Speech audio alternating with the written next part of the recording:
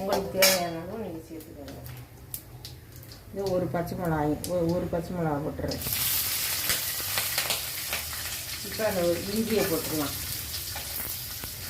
பூண்டும் இஞ்சியும் போட்டுருவேன். இது கொஞ்சம் நல்லா வதங்கிட்டு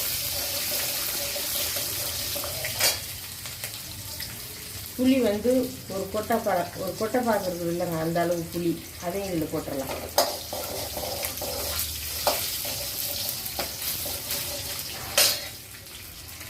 கொஞ்சம் வெங்காயத்தை சேர்த்துடலாம்.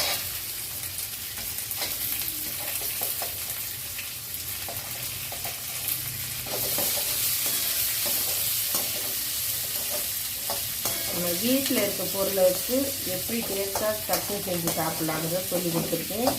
பாருங்க, இதே மாதிரி செஞ்சு சாப்பிட்டு பார்த்துட்டு நான் கமெண்டில் சொல்லுங்கள்.